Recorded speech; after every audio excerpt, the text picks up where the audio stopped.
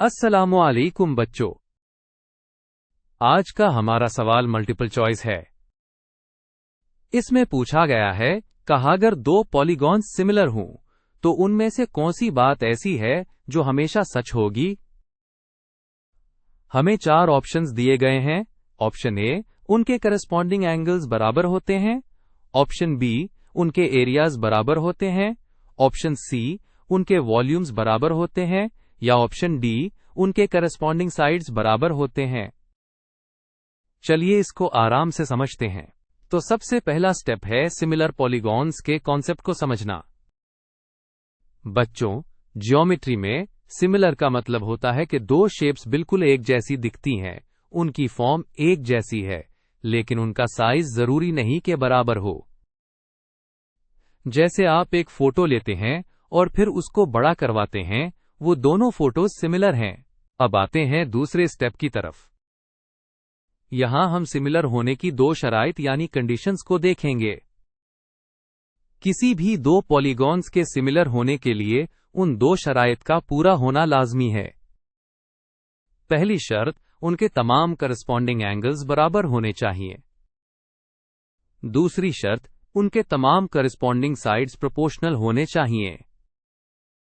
Proportional का मतलब है कि करस्पॉन्डिंग साइड्स की लेंथ्स का रेशियो हमेशा कांस्टेंट यानी एक जैसा रहता है। जैसे आप स्क्रीन पर एग्जाम्पल देख सकते हैं।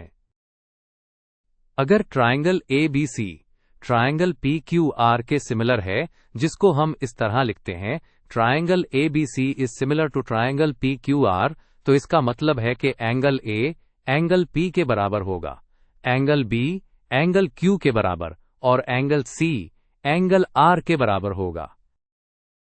और उसके साथ साथ उनकी साइड्स का रेशियो भी बराबर होगा। जैसे कि AB डिवाइडेड बाय PQ बराबर होगा BC डिवाइडेड बाय QR के, और वो बराबर होगा AC डिवाइडेड बाय PR के। ये रेशियो हमेशा एक कांस्टेंट नंबर का होता है।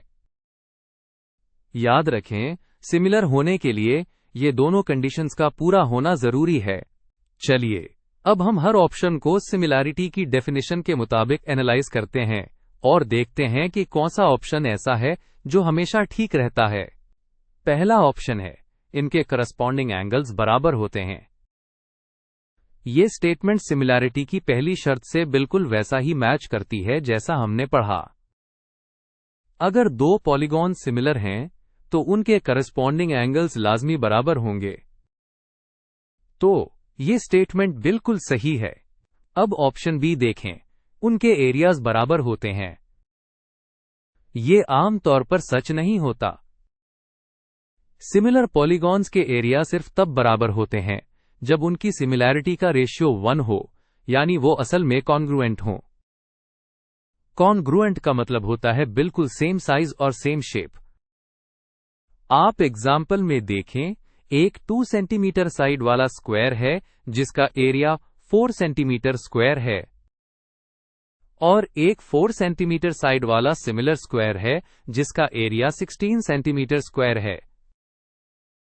उनके एरियाज बराबर नहीं हैं, इसलिए यह स्टेटमेंट गलत है। तीसरा ऑप्शन है, उनके वॉल्यूम्स बराबर होते हैं। यह ऑप्शन 2 वजूहात से गलत है। पहली बात, पॉलीगॉन्स 2D शेप्स होते हैं, उनका एरिया होता है, वॉल्यूम नहीं। वॉल्यूम तो 3D शेप्स का होता है, जैसे क्यूब या स्फीयर। दूसरी बात, अगर 3D शेप सिमिलर हों भी तो उनके वॉल्यूम तब तक बराबर नहीं होते जब तक वो कॉन्ग्रुएंट ना हो। लिहाजा ये स्टेटमेंट भी गलत है। चौथा ऑप्शन है, उनके करस्पॉन्डिंग साइड्स बराबर होते हैं। ये स्टेटमेंट कॉन्ग्रुएंट पॉलीगॉन्स के बारे में है, सिमिलर पॉलीगॉन्स के बारे में नहीं। जैसा कि हमने पहले डिस्कस किया, कॉन्ग्रुएंट फिगर्स सिमिलर फिगर्स की एक खास किस्म है जहां साइड्स का रेशियो 1 होता है। जनरल सिमिलैरिटी में साइड्स का प्रोपोर्शनल होना जरूरी है, बराबर होना जरूरी नहीं। हमारी पिछली स्क्वायर वाली एग्जाम्पल में साइड्स 2 सेंटीमीटर और 4 सेंटीमीटर प्रोपोर्शनल हैं, लेकिन बराबर नहीं हैं। तो ये स्टेटमेंट भी गलत है। तो बच्चों, हमारे एनालिसिस के बाद हम इस नतीजे पर पहुंचे हैं कि सिर्फ एक स्टेटमेंट है जो हमेशा किसी भी दो सिमिलर पॉलीगॉन्स के लिए सच होती है, और वो ये है कि उनके कोरेस्पॉन्डिंग एंगल्स हमेशा बराबर होते हैं। इसलिए ऑप्शन ए ही दुरुस्त जवाब है। फाइनल रिजल्ट ये है कि if two polygons are similar, their corresponding angles are equal. लिहाजा हमारा करेक्ट ऑप्शन ए है। ये सिमिलैरिटी का एक बुनियादी उसूल है जिसे आपने हमेशा याद रखना है।